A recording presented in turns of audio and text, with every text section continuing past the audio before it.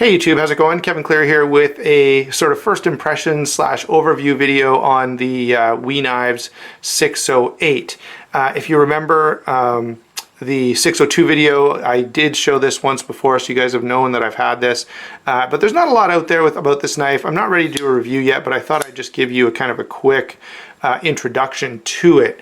WE Knives have been pretty interesting to me ever since I think the first exposure I had was over on 7 Ready's channel, 7 Ready Knife Reviews, and he did a review of the 601, which has been very popular.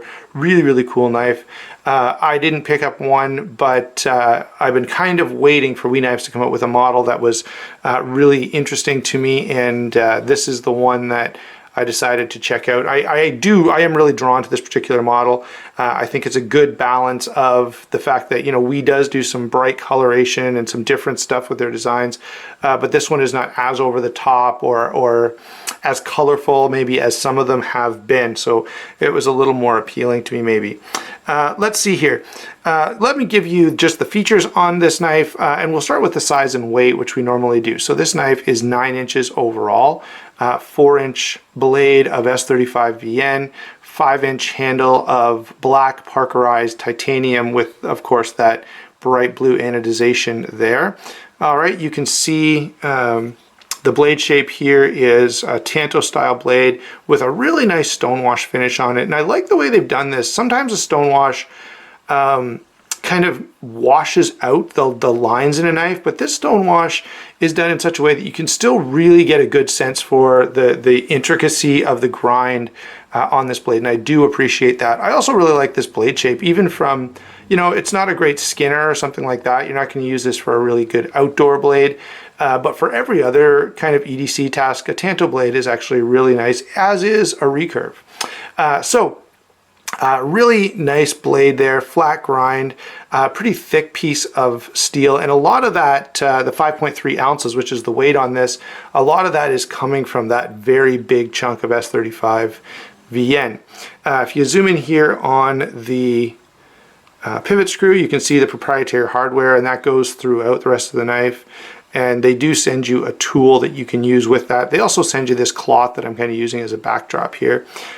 You can see the really nice milling, and so this is really a grippy knife, the very positive grip, and it's sort of a fighter style knife. It puts you in mind of a lot of other knives you've seen that are designed for sort of a tactical combat role with those deep finger choils and a good thumb ramp there. By the way, the jimping on this is very well done. It definitely catches your fingers the way you want it to. What other stuff should I... Oh yeah, let's take a look at the milling. Let's see here. I think you can probably see there now that this knife is pretty well milled out to save some weight, and that's a really nice feature. So you get a fairly big knife that is really fairly lightweight at 5.3 ounces for a 9-inch blade. That is very good. Single position pocket clip, and it is milled, but this, again, this clip is pulled off really nicely. It goes in and out of pocket very easily. I don't seem to have much of an issue with milled titanium clips. I know a lot of guys have complained about the fact that while they look nice, they're often hard to get in and out of pocket. I don't know. I've had a couple of milled clips that have had an issue, but most of the time I've had no real problems. Let's see, it is ceramic ball bearing pivot, and the detent on this is a little weak, but not so weak that it's an issue or that it wants to fall out of the handle. But sorry about that, I banged the camera there, but you can see that when I deploy the knife, it's not a super snappy, you know, firm deployment. The detent is just a little too soft for that. Whoops, so I would like to see it just a little firmer, and I'll maybe talk a little bit more about that in the full review.